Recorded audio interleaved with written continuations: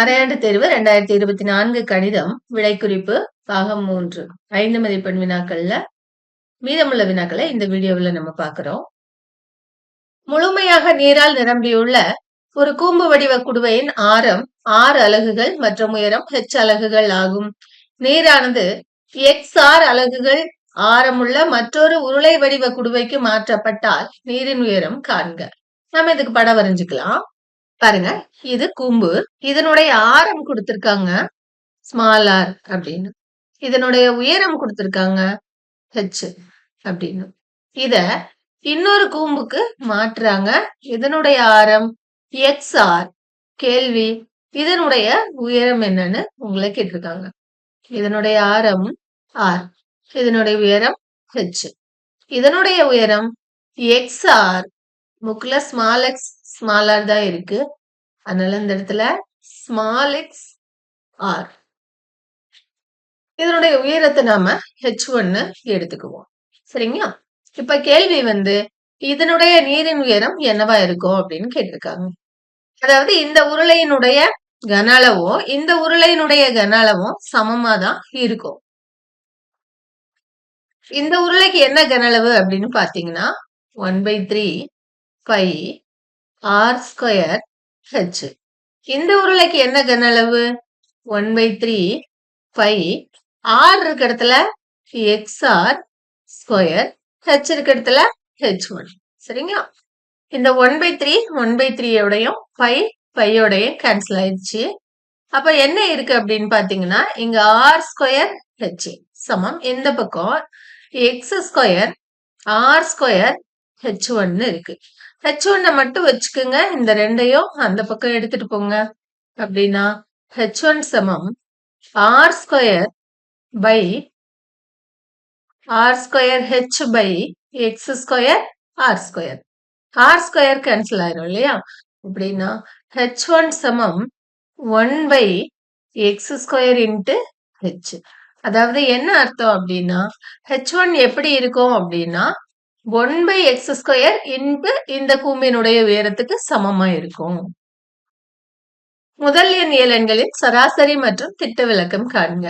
நமக்கு தெரியும் முதல் எண் இயலெண்கள் என்னலாம் அப்படின்னா 1 2 3 அப்படியே போயிட்டே இருக்கும் n வரைக்கும் இல்லையா? இதனுடைய சராசரி வேணும்னா நாம என்ன செய்வோம்? எல்லாத்தையும் கூட்டி எத்தனை எண்கள் இருக்கோ அதெல்லாம் வகுத்துருவோம் இல்லையா? அப்படின்னா சிக்மா n பை n. முதல் எண் இயலெண்களின் கூடுதலை நம்ம 1வது பாடத்துல படிச்சுட்டு வந்திருக்கோம். முதல் எண் இயலெண்களின் கூடுதலை நம்ம 2வது பாடத்துல படிச்சிருக்கோம். சிறப்பு தொடர்களை கூட்டுவோம் இல்லையா? 1 கூட்டல் 2 கூட்டல் 3 கூட்டல் எக்ஸெட்ரா கூட்டல் n சமம் n into n plus 1 by 2. இங்க ஒரு எண் இருக்கு, அதையும் போட்டுக்குங்க. இந்த எண்ணை இந்த எண்ணோட கேன்சல் பண்ணிக்குங்க. n plus 1 by 2. இது சராசரி. விலக்க வர்க்க சராசரி கேட்டிருக்காங்க இல்லையா? விலக்க வர்க்க சராசரிக்கு formula sigma X square by n minus sigma X by n the whole square. அப்படின்னா சிக்மா எக்ஸ் ஸ்கொயர்ங்கிறது முதல் எண் இயலெண்களின் வர்க்கங்களின் கூடுதல் இல்லையா? 1 square plus 2 square plus etcetera plus n square by n minus sigma X by nங்கிறது சராசரி நாம கண்டுபிடிச்சிட்டோம். n plus 1/2 whole square. இப்ப இதுக்கு நம்ம ஃபார்முலா போடுறோம். முதல் n இயலெண்களின் வர்க்கங்களின் கூடுதலுக்கு formula n into n plus 1 into 2n plus 1 by 6. இந்த எண் எடுத்து இங்க போட்டிருக்கோம். இந்த எண்ணோட இந்த எண்ணை நம்ம கேன்சல் பண்ணிட்டோம். இங்க ஸ்கொயர் பண்ணீங்கன்னா n plus 1 the whole square n plus 1 the whole square by 4ன்னு நமக்கு கிடைக்கும். இப்ப பாருங்க, இதை உள்ள கொண்டு பெருக்குவோம். n into 2n 2n square, n into 1 plus n, 1 into 2n plus 2n, 1 into 1 plus 1 by 6 minus n plus 1 square பண்ணுங்க. a plus b the whole square formula. n square plus 2n plus 1 by 4. மேல இருக்கிறத கூட்டி எழுதிக்குவோம். 2n square plus 3n plus 1 by 6 minus n square plus 2n plus 1 by 4. இத மீசிமா எடுத்து கூட்டுவோம். 6க்கும் 4க்கும் மீசிமா 12 அப்படின்னா இதை நாம 2ஆல பெருக்குவோம். அதே 2ஆல மேலையும் பெருக்குவோம். 4 3ஆல பெருக்குவோம். அதே 3ஆல மேலையும் பெருக்குவோம். 2 உள்ள கொண்டு போங்க.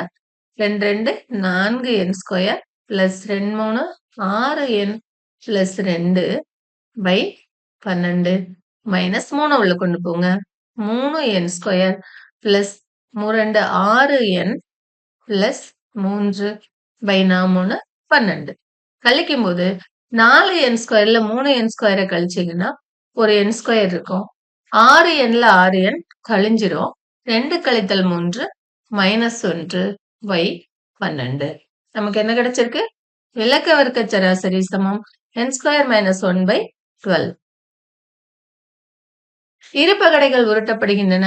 இரு முகமதிப்புகளும் சமமாக இருக்க அல்லது முகமதிப்புகளின் கூடுதல் 4 ஆக இருப்பதற்கான நிகழ்தகவை காண்க. 2 பகடைகள் உருட்டப்படுகின்றன அப்படின்னதுமே அதுக்கு நாம கூறுவழி எழுதிக்கணும்.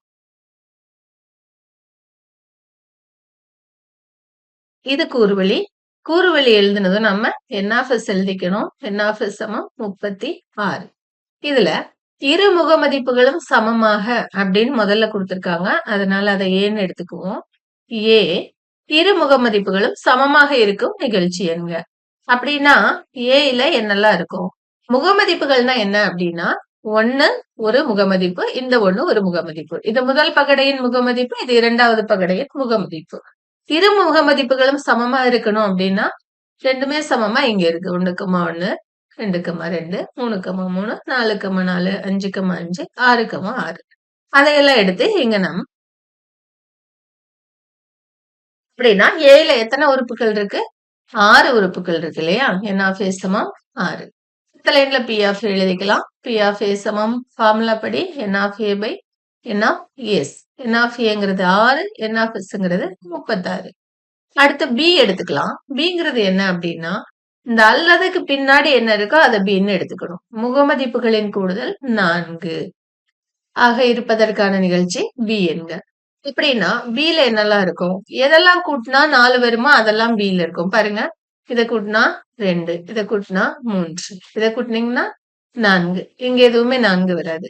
இதுல 4, இந்த 2ஐயும் கூட்டினீங்கன்னா 4. அப்ப என்னெல்லாம் இருக்கு? 1,3 2,2 3,1 வேற எதை கூட்டினாலும் 4 கிடைக்காது. n(b) bல எத்தனை உறுப்புகள் இருக்கு? 3. p(b) எழுதுவோம். p(b)க்கு ஃபார்முலா n(b) by n(s). n(b)ங்கிறது 3, n(s)ங்கிறது 36. அடுத்து நாம நிகழ்தகவின் கூட்டல் தேற்றம்ல a வெட்டு b டேர்ம் இருக்கும். அதனால a வெட்டு b டேர்ம் எழுதிக்குவோம். a வெட்டு bனா ஏக்கும் பிக்கும் பொதுவா என்ன இருக்கு? பாருங்க, இங்க 1,3 இருக்கு. அது ஏ இல்ல இருக்கு இல்லையா? 2,2 அங்க இருக்கு, இங்க இல்ல. 3,1 அங்க இருக்கு, இங்க இல்ல. அதனால 1,3 மட்டும்தான் a வெட்டு bல இருக்கும். n(a) வெட்டு b என்ன? 1. p(a) வெட்டு b என்ன? n(a) வெட்டு b by n(s) இல்லையா? n(a) வெட்டு b 1, n(s) 36. நிகழ்தகவின் கூட்டல் தேற்றம் எழுதிக்குவோம். தேற்றம் மட்டும் எழுதினா கூட 1 மார்க் போடுவாங்க. அதனால தேற்றமா படிச்சு வச்சுக்கோங்க. நிகழ்தகவின் கூட்டல் தேற்றம் என்ன அப்படின்னா p(a) சேர்ப்பு b, அதாவது p(a) அல்லது b சமம் p(a) plus p(b) minus p(a) வெட்டு b. p(a) என்னன்னு கண்டுபிடிச்சோம்? 6/36. p(b)ங்கிறது 3/36. p(a) வெட்டு bங்கிறது 1/36. 6 6 3 9, 9ல 1 கழிச்சீங்கன்னா 8/36. இத நீங்க 4வது வாய்ப்பாட்டுக்கு அடிச்சீங்கன்னா 2 இங்க 9. விடை 2/9. 42வது வினா பாருங்க. முக்கோணம் ABC-யில் C ஆனது செங்கோணம் ஆகும்.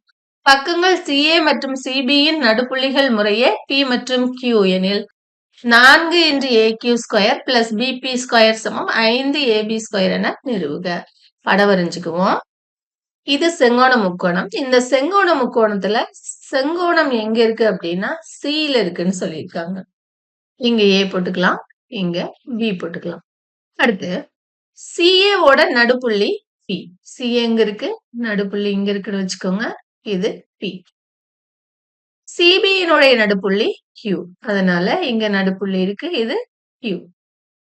இத நம்ம ஜாயின் பண்ணிக்கலாம். AQவ கனெக்ட் பண்ணிக்குவோம். அடுத்து Bய Pயோட கனெக்ட் பண்ணிக்குவோம். இந்த ரெண்டையும் சேர்த்து PQவை இணைச்சு நாம ஒரு கோடு வரைஞ்சுக்கலாம். முக்கோணம் AQC எடுத்துக்கோங்க. முக்கோணம் AQCங்கிறது ஒரு செங்கோண முக்கோணம் இல்லையா? அதனால நம்ம இதுல பிதாகரஸ் தேற்றம் அப்ளை பண்ணலாம். பிதாகரஸ் தேற்றம் என்ன சொல்லுது? கர்ணம் ஸ்கொயர் சமம் பக்கம் ஸ்கொயர் பிளஸ் பக்கம் ஸ்கொயர். அதாவது AQ ஸ்கொயர் சமம் CQ square plus AC square அப்படின்னு நம்ம எழுதிக்கலாம். செங்கோண முக்கோணம் BPC எடுத்துக்கிறோம். அதுக்கும் அதேதான் பிதாகரஸ் தேற்றம் அப்ளை பண்றோம். அப்படின்னா கர்ணம் நமக்கு PB. PB ஸ்கொயர் சமம் BC square plus CP square.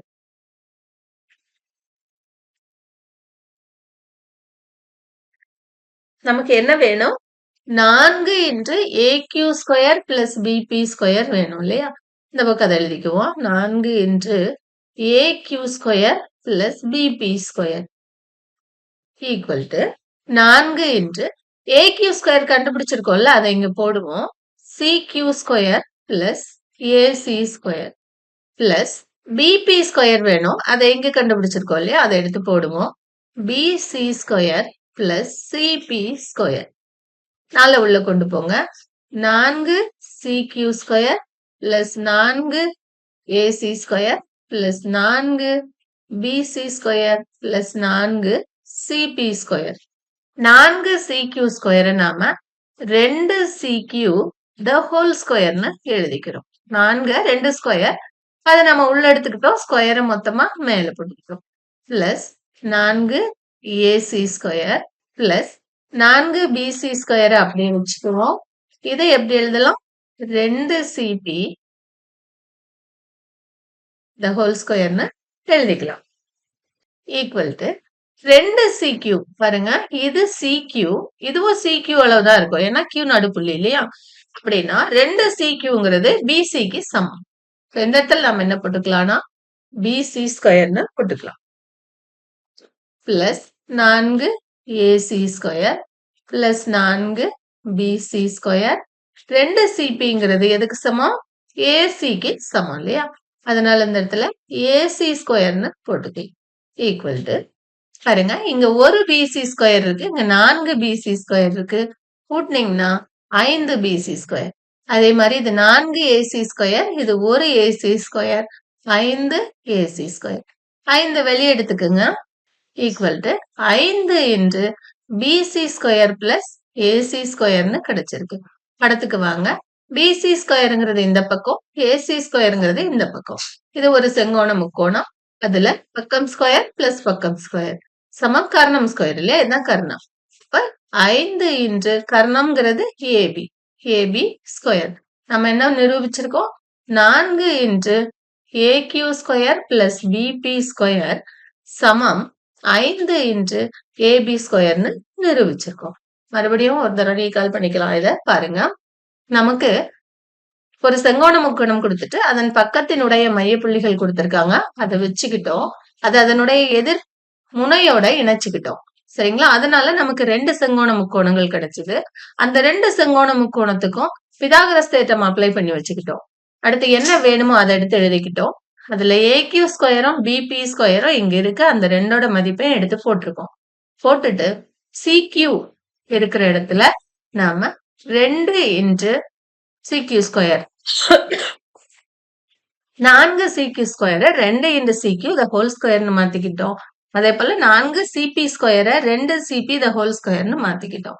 ஏன்னா CQ அப்படிங்கறத நாம 2 தடவை CQங்கிறது Q நடுப்புள்ளிங்கிறதுனால BCன்னு எழுதிக்கலாங்கிறதுக்காக. அதேதான் இங்கேயும் CPங்கிறத 2 தடவை PC, அதாவது 2 தடவை CP இருந்தா அது AC ஸ்கொயர்னு எழுதிக்கலாம்னு மாத்திக்கிட்டோம். அடுத்து BC ஸ்கொயரை BC ஸ்கொயரோட கூட்டணும், AC ஸ்கொயரை AC ஸ்கொயரோட கூட்டணும். 5 வெளியே எடுத்தோம். மறுபடியும் பிதாகரஸ் தேற்றம் அப்ளை பண்ணி நிரூபிச்சிருக்கோம். இது தொடுகோடு. 5 சென்டிமீட்டர் ஆரமுள்ள வட்டத்தின் மையத்திலிருந்து 10 சென்டிமீட்டர் தொலைவில் உள்ள புள்ளியிலிருந்து வட்டத்திற்கு தொடுகோடுகள் வரையவும், மேலும் தொடுகோட்டின் நீளங்களை கணக்கிடுக. பாருங்க, 5 சென்டிமீட்டர்ல ஒரு வட்டம் வரைஞ்சுக்கிறதா ஃபர்ஸ்ட். முதல்ல நாம உதவிப்படம் வரைஞ்சுக்குவோம். உதவிப்படத்துக்கு ஏதேனும் ஒரு அளவில் ஒரு வட்டம் வரைஞ்சுக்குவோம் இல்லையா? வட்ட மையத்திலிருந்து ஒரு நேர்கோடு வரைஞ்சுக்குவோம். அப்புறம் இங்கிருந்து ஒரு தொடுகோடு வரைஞ்சுக்குவோம். இந்த பக்கம் இருந்தும் ஒரு தொடுகோடு வரைஞ்சுக்குவோம். அடுத்து வட்ட மையத்திலிருந்து இந்த தொடுகோடுகள் வட்டத்தை தொடும் புள்ளிக்கு ஒரு சின்ன கோட்டு துண்டு, அதாவது இது வட்டத்தினுடைய ஆரம் இல்லையா? அதை நாம வரைஞ்சுக்கணும். வரைஞ்சிட்டு அளவுகளையும் புள்ளிகளையும் குறிச்சுக்குவோம்.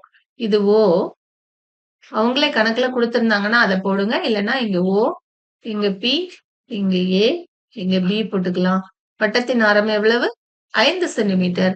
அத இந்த ஆரம் போட்டிருக்கோம் இல்லையா, அந்த இடத்துல கரெக்டா எழுதணும். இது வட்டத்தின் ஆரம் 10 சென்டிமீட்டர் தொலைவுல, அதனால ஓல இருந்து 10 சென்டிமீட்டர், இங்க 10 சென்டிமீட்டர்னு நாம எழுதிக்கணும். இதுதான் உதவிப்படம். உதவிப்படத்துக்கு 2 மார்க் போடுவாங்க. கரெக்டா போட்டுருங்க. படம் வரைவோம். 5 சென்டிமீட்டர் ஆரத்துல ஒரு வட்டம் வரைஞ்சிருக்கோம். இதனுடைய வட்ட மையத்தை நாம குறிச்சுக்குவோம். வட்ட மையத்திலிருந்து 10 சென்டிமீட்டர் தொலைவுல ஒரு புள்ளியை குறிச்சுக்கிறோம். அந்த புள்ளிக்கு பீன்னு பெயர் போட்டுக்கிறோம். இந்த புள்ளி ஓ. இதுக்கு ஒரு மைய குத்துக்கோடு வரைய போறோம். காம்பஸ் எடுத்துக்கிறோம். ஓல வச்சுக்கிறோம். ஓபியில 3/4 அளவு எடுத்துக்கிறோம். எடுத்துக்கிட்டு ஒரு வில் வரைகிறோம். அதே அளவுல இப்ப அளவு மாத்தாம காம்பஸ் எடுத்து பீல பொருத்திக்கிறோம். அதே அளவுல ஒரு வில் வரைகிறோம். கீழ்பக்கமாவும் ஒரு வில் வரைகிறோம். இந்த விற்கள் வெட்டிக்கிற புள்ளியில ஒரு நேர்கோடு வரைகிறோம். ஸ்கேல் வச்சு நேர்கோடு வரைகிறீங்க. இந்த நேர்கோடை நீங்க கரெக்டா வரைஞ்சிருந்தீங்கன்னா அது 5 சென்டிமீட்டர்ல போகும் இல்லையா? இது மையக்குத்துக்கோடு. அப்படின்னா இந்த வட்டம் 5 சென்டிமீட்டர் ஆரமுடையது. இந்த வட்டத்தை தொட்டுக்கிட்டு கரெக்டா போகும். ஆக்சுவலா இது ஒரு தொடுகோடு வட்டத்துக்கு. அது மாதிரி இருந்துச்சுன்னா படம் கரெக்ட். இந்த மைய புள்ளியில அதை பொருத்திக்கிறோம். பி வரைக்கும் கொண்டு வரோம். இப்ப இதுல வச்சுட்டு நாம ஒரு வட்டம் வரைகிறோம்.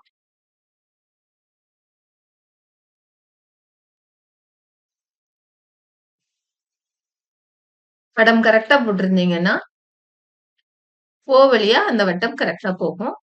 இப்ப நம்ம பியில இருந்து ஒரு தொடுகோடு வரைய போறோம். அந்த நேர்கோடு இந்த 2 வட்டங்களும் வெட்டிக்கிற புள்ளியில தொட்டுட்டு போற மாதிரி கரெக்டா வரையணும்.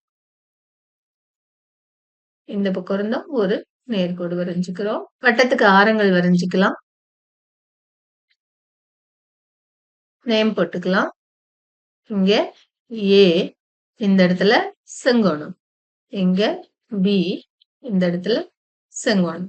பாருங்க, அளவுகள் எழுதிக்கலாம். இது 5 சென்டிமீட்டர். இந்த கோட்டு துண்டு ஓபி எவ்வளவு அப்படின்னா 10 சென்டிமீட்டர். கணக்குல நமக்கு கொடுத்திருக்காங்க. இது 10 சென்டிமீட்டர் அப்படின்னு. இப்ப ஏபி எவ்வளவு இருக்குன்னா அளந்து நீங்க இந்த இடத்துல எழுதிக்கணும். எழுதிட்டு கீழே தொடுகோட்டின் நீளம் எழுதிக்கணும். உங்களுக்கு என்ன அளவு வருதோ அதை இந்த இடத்துல எழுதிட்டு சென்டிமீட்டர்னு ஆன்சர் போட்டுக்கணும். y சமம் அரை x என்ற நேரிய சமன்பாட்டின் வரைபடம் வரைக. விகித சம மாறிலியை அடையாளம் கண்டு அதனை வரைபடத்துடன் சரிபார்க்க. y சமம் அரை xக்கு அட்டவணை எப்படி போடுறேன்னு முதல்ல தெரிஞ்சுக்கோங்க. கணக்கு பாருங்க. y சமம் அரை x. நீங்க xக்கு என்ன போடுறீங்களோ அதுல பாதி தான் y. xக்கு 2 போட்டீங்கன்னா y 1. xக்கு 3 போட்டீங்கன்னா xக்கு 4, 6, 8, 10 இது மாதிரி இரட்டை எண்கள் போட்டுக்கோங்க. இப்போ y அதுல பாதி, 4ல பாதி 2, இது 3, 4, 5 இப்படி கிடைக்கும். இதுக்கு கிராஃப் வரைஞ்சுக்கணும். வரைஞ்சிட்டு விகித சம மாறிலியை காண்கன்னு கேட்டிருக்காங்க. விகித சம மாறிலி k சமம் formula y by x. yங்கிறது 1, xங்கிறது 2. y by x 1 by 2. அடுத்து முதல் வினாக்கு விடையளிப்போம். x சமம் 9 எனில் y சமம் என்ன? xக்கு 9 போட்டீங்கன்னா அங்க பாருங்களேன், x 2, 4, 6, 8 இதுக்கு நடுவுல 9 இருந்திருக்கும் இல்லையா? அதுல பாதி இங்க இருந்திருக்கும். அதுல பாதி எவ்வளவு? 4.5. x சமம் 9 எனில் y சமம் 4.5. இரண்டாவது வினா பாருங்க. y சமம் 7.5 எனில் x சமம் என்னன்னு கேட்டிருக்காங்க. 7.5 அப்படின்னா ஒய்க்கு 7.5. இத போல எக்ஸ் எப்படி இருந்திருக்கும்? டபுளா இருந்திருக்கும் இல்லையா? 7.5ஓட டபுள் என்ன அப்படின்னா 15. எக்ஸ் சமம் 15.